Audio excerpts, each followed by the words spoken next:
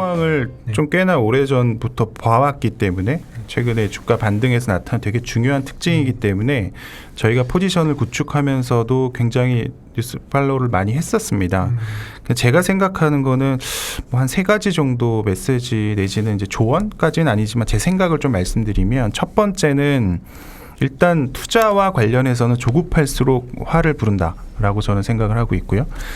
두 번째는 투자를 어떤 걸 투자할지를 결정하는 것도 중요한데 어떤 거를 투자하면 안 되는지에 대한 판단도 하실 필요가 있을 것 같다.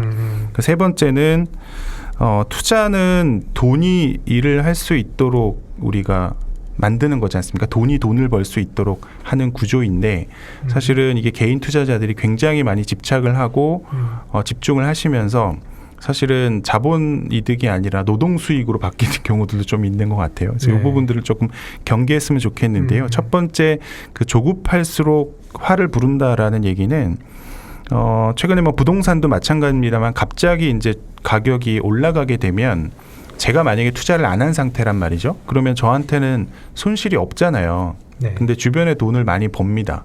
그러면 상대적으로 굉장히 초조해지게 되고요. 뭐 누구 배 아프다 이런 걸 떠나서 나는 왜 안 하고 있지라는 생각을 당연히 하게 됩니다. 그때 이제 그래서 이제 뒤늦게 이제 참여하는 사람들을 투자 뭐 용어라고 할지는 모르겠습니다. FOMO라는 표현을 씁니다. FOMO인데요. 이걸 풀어서 설명드리면 Fear of Missing Out이에요. 내가 이 상승장에서 소외되면 어떡하지? 라고 하면서 투자하는 그 투자자들을 FOMO 투자자라고 합니다. 근데 이런 FOMO 투자자들이 문제가 뭐냐면 이렇습니다. 포모 투자자가 될 수 있는 환경들이 뭐냐면 이미 나는 안 갖고 있지만 주가가 많이 올라와 있다라는 걸 인식을 하는 거죠.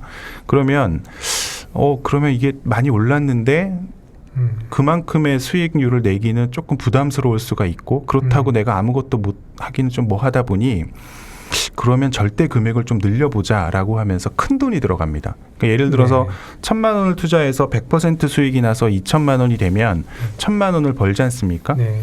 그러면 이제 100% 수익이 난 거죠. 근데 포머 투자자들은 조급하기 때문에 내가 수익률은 잘 모르겠다. 하지만 내가 1억을 넣으면 10% 수익만 나도 내가 1,000만 원이 생기는 거 아니겠습니까? 그렇기 때문에 큰 돈이 들어오는 경향들이 굉장히 많습니다. 그러니까 늦게 들어온 만큼 절대 금액. 그러니까 수익률을 그동안 내가 상대적으로 캐치를 못한 것이 많으니까 그렇죠.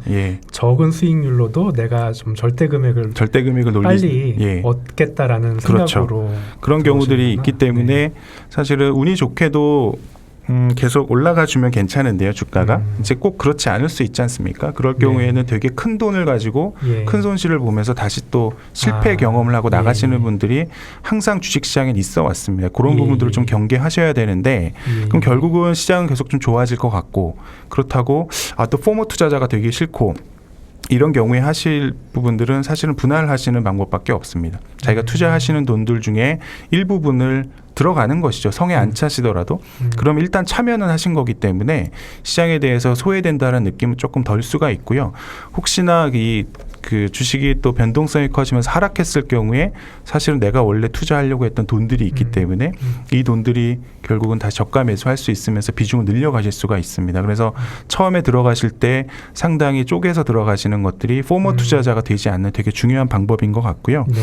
또 하나는 투자해서는 안 될 거를 골라내라 이런 건데 저희도 예전에 객관식 시험 같은 거 보면 오지선다형 이런 거 있으면 딱 정답을 찍는 경우도 있지만 좀 애매할 경우에는 이거는 오답이야 이거 오답이야 라고 지워나가잖아요. 그래서 1번 3번 막 이렇게 지워나가다 보면 남는 게 이제 정답을 찍는 경우들이 있는데 우리가 이제 오답 지워서 정답을 찾는 방법이 객관식에 이제 푸는 방법이지 않습니까?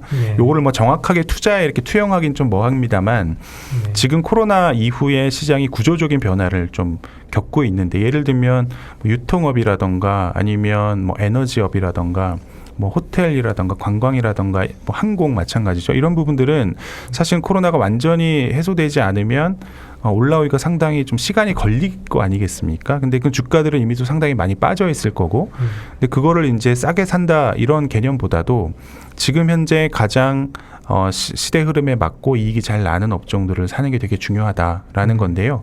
제가 그래서 리포트를 저희가 좀 투자하면서 많이 찾아보게 되는데 골드만삭스에서 이런 리포트가 나왔더라고요. 전 세계에 있는 기업들 중에서 그 종목들 중에서 매년 매출액이 8% 이상 성장하는 기업들의 수. 그러면 전체 비율이 나올 거 아닙니까?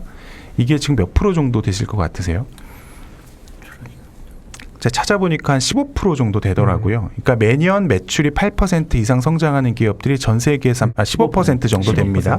근데 이게 2008년도 금융위기 전 한 십몇 년 전에 좀 돌아가 보니까 이게 한 30% 정도는 됐었어요. 그러니까 최근에 보면 저금리, 뭐 저성장 이런 얘기들과도 맥을 좀 같이 하는 것인데 결국은 뭐냐면 매출이 증가하는 기업들이 되게 줄어들고 있다라는 거죠.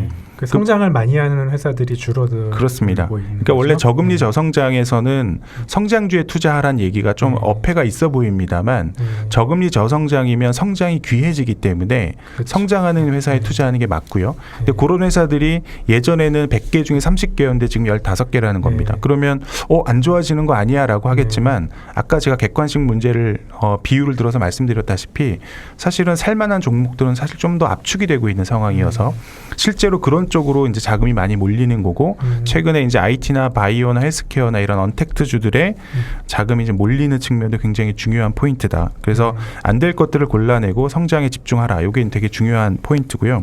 밸런스시트라고 하죠. 우리 대차 대조표가 건전한 기업들.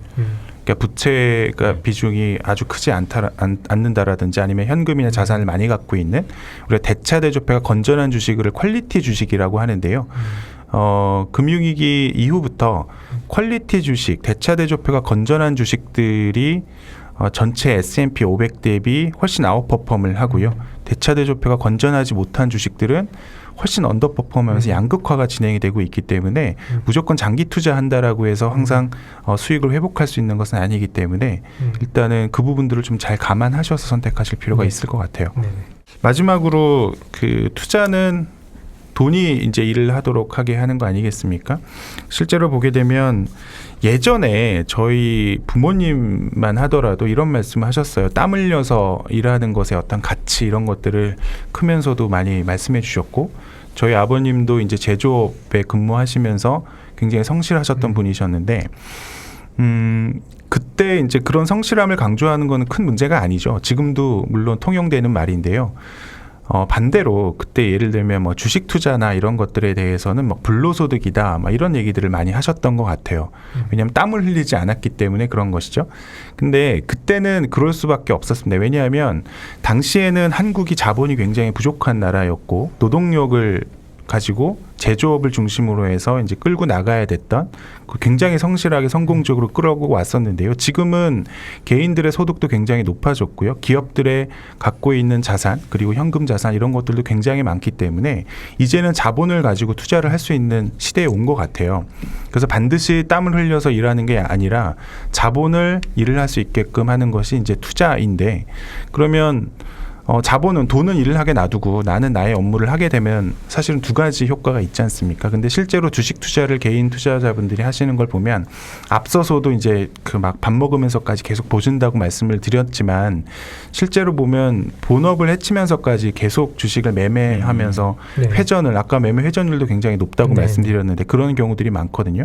물론 굉장히 타이밍을 잘 잡고 그 매매를 하셔서 높은 수익을 내시면 훨씬 더 좋겠습니다만 실제로 그게 저희가 해보면 그 쉬운 일은 아니라는 것들도 아마 시청자분들도 알고 계실 것 같고요.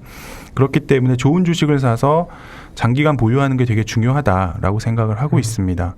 저희 회사에서는 별로 좋아하지 않으실 수 있겠지만 어쨌든 회전 자체가 주는 어떤 시간의 소요나 이런 부분들도 있기 때문에 그런 부분들은 장기적으로 투자하시는 데 있어서는 굉장히 너무 많은 관여를 하실 필요는 없지 않을까라는 생각을 갖고 있습니다.